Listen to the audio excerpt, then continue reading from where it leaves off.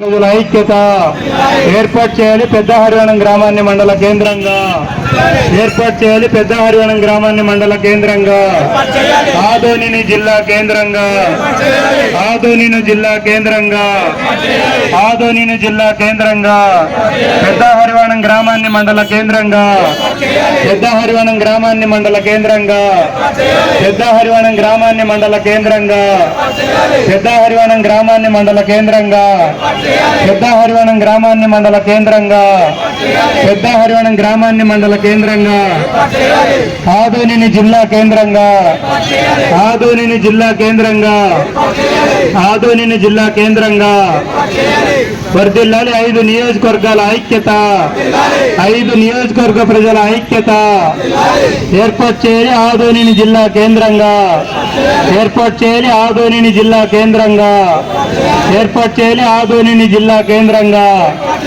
ఏర్పాటు చేయాలి. ఆదోనిని జిల్లా కేంద్రంగా